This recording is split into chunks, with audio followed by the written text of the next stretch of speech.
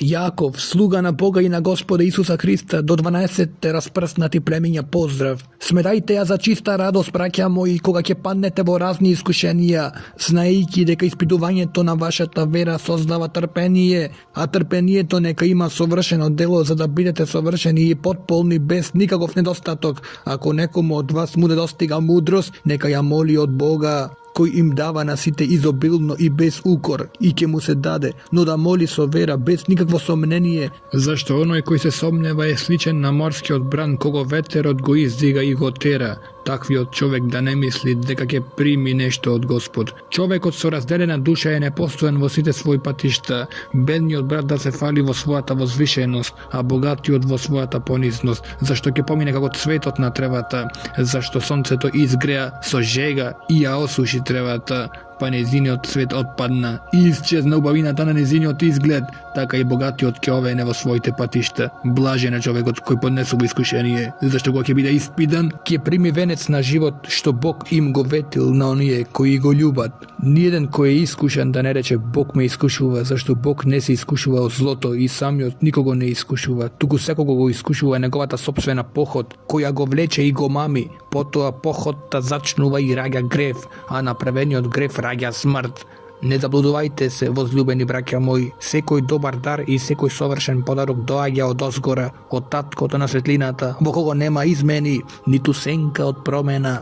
Тој не роди според својата волја преку словото на вистината, за да бидеме првина на неговите созданија. Знајте го ова, возлюбени браќа мои, секој човек да биде брз во слушањето, а бавен во зборувањето, бавен на гнев, зашто човечкиот гнев не создава правда пред Бога.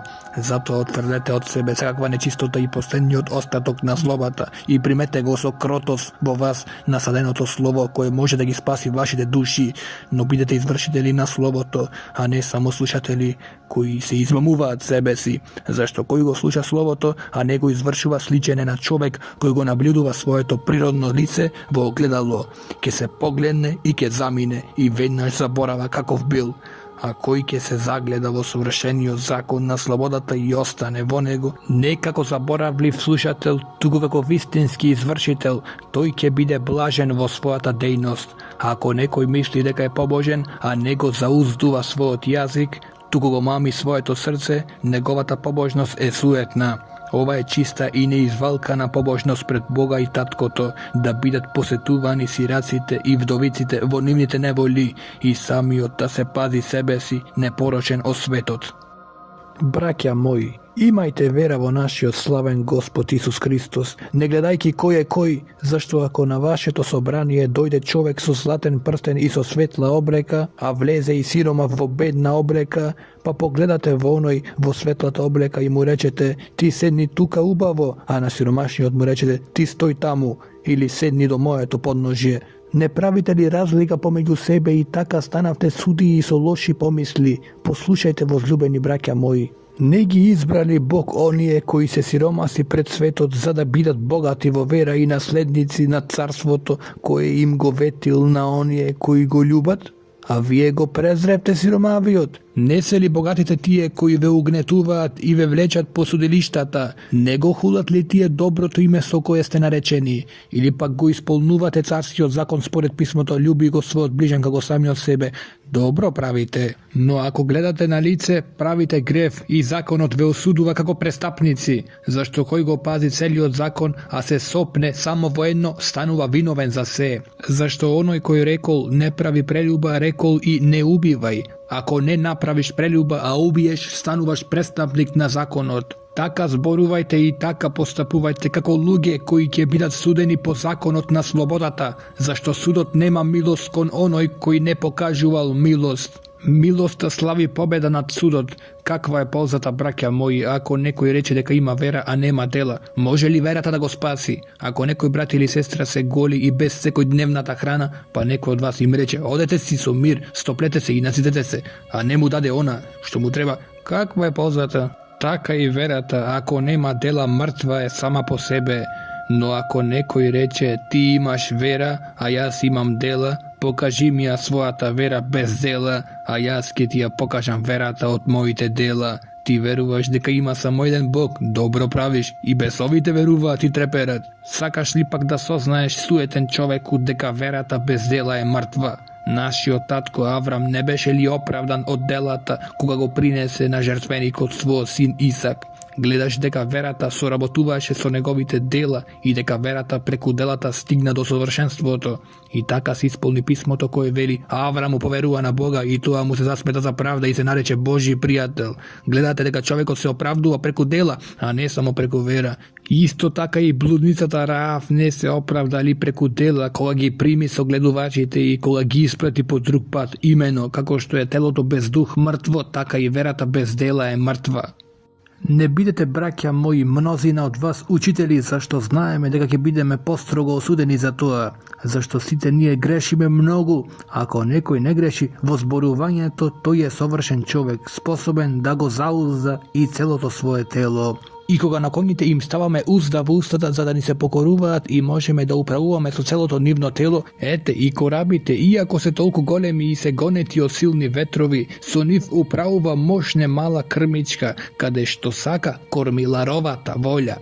Така и јазикот е мал член, но се фали со големи работи. Ете, како мал оган запалува голема шума. Јазикот е оган, свет на неправда. Јазикот се наоѓа меѓу нашите членови, го онечистува целото тело и потпален од пеколот го запалува текот на нашиот живот. Зашто секаков вид зверови и птици, лазачи и морски животни се скротуваат и се скротени од човечкиот род, но никој од луѓето не може да го скроти јазикот, немирно зло, полн со смртоносен отров.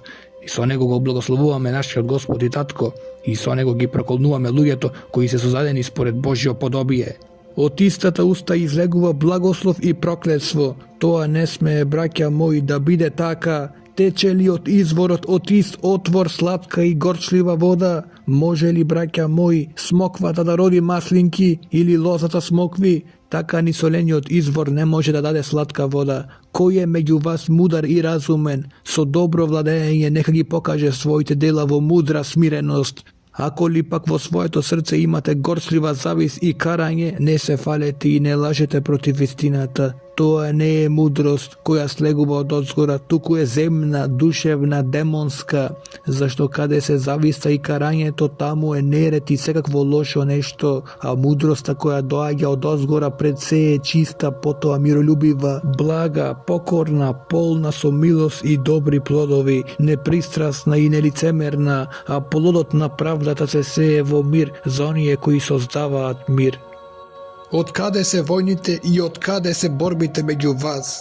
Не доаѓаат ли од вашите страстни желби, што се борат во вашите членови?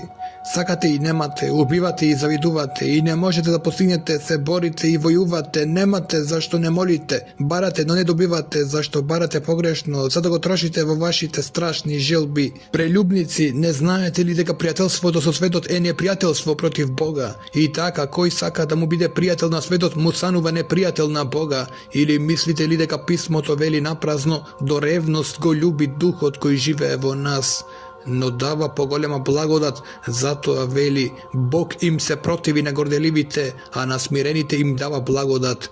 И така, покорете му се на Бога, а противете се на ѓаволот и ќе побегне од вас. Приближете се кон Бога и тој ќе се приближи кон вас. Исчистите ги рацете грешници и очистете ги срцата луѓе со разделена туша. Бидете нажалени, тагувајте и заплачете. Вашата смеја нека се претвори во тага, а радоста во жалост. Бидете понизни пред Господ и тој ќе ве возвиши. Не клеветете се еден друг, браќа, кој го клевети својот брат или го суди својот брат, го клевети законот и го суди законот. А ако го судиш законот, не си извршител на законот, туку негов судија. Само еден е законодавец и судија. Кој може и да спаси и да погуби, а кој си ти што го осудуваш ближниот? Слушајте сега вие кои велите денес или утре ќе одиме во овој или оној град и таму ќе останеме една година и ќе тргуваме и ќе спечалиме. Вие кои не знаете што ќе биде утре, зашто што е вашиот живот? Вие сте пареја која се јавува за миг и потоа исчезнува. Место да зборувате ако Господ сака ќе живееме и ќе направиме ова или она, вие сега се фалите во својата надуеност. Секоја таква фалба е зла и така кој знае да прави добро, а не го прави, грев му е. Послушајте сега, вие богати, плачете и ридајте над неволите што идат на вас. Вашето богатство изгни и молтите ги изедоа вашите раскошни облеки. Вашето злато и сребро зараѓа и нивната раѓа ќе биде сведоштво против вас. И како оган ќе ги проголта вашите тела. Насобравте богатство во последните денови. Еве платата на работниците кои ги ожнија вашите ниви, што вие им ја скусивте, вика, и извиците на жетварите дојдоа до ушите на Господ на целите. Вие живеевте на земјата раскошно и разуздано, ги подхранивте своите срца како за денот на клање, го осудивте, го убивте праведникот и тој не ви се спротиви. И така, бидете трпеливи, браќа, до Господовото доаѓање. Ете, земјоделецот го чека скапоцениот род од земјата, чека трпеливо додека него прими раниот и доцниот дожд. Чекајте трпеливо и вие зазврстете ги своите срца, зашто е близу Господовото доаѓање. Не возливнувајте, браќа, еден против друг, за да не бидете осудени. Ете, судијата стои пред вратата. За пример на сострадањата и на долготрпението, земете ги, браќа, пророците кои зборуваа во Господово име. Ете, блажени ги наречуваме оние кои претрпеа. Чувте за трпењето на Јов и видовте како Господ го заврши тоа, зашто Господ е многу милостив и сочувствителен. А пред се, браќа мои, не колнете се ни во небото, ни во земјата, ниту со некаква друга клетва. Вашето да биде да, а вашето не, за да не паднете под суд. Страда ли некој меѓу вас, нека се моли. Весел ли е некој, нека го фали Бога. Боледува ли некој меѓу вас, нека ги повика старешините на црквата и тие нека се помолат над него и нека го помашат со масло во името на Господа. И молитвата на вера ќе го спаси болниот и Господ ќе го крене, иако направил гревови, ќе му бидат простени. И така, исповедете си ги гревовите еден на друг и молете се еден за друг, за да оздравите. Делотворната молитва на праведникот има голема сила. Илија беше човек по природа ист како и ние, и се помоли со молитва да нема дожд и не падна дожд на земјата 3 години и 6 месеци. И пак се помоли, па небото даде дожд и земјата го произведе својот плод. Браќа мои, ако некој се отклони од вистината и некој го поврати, нека знае дека оној кој ќе го врати грешникот од неговиот заблуден пат ќе ја спаси неговата душа од смрт и ќе покрие мноштво на гревови.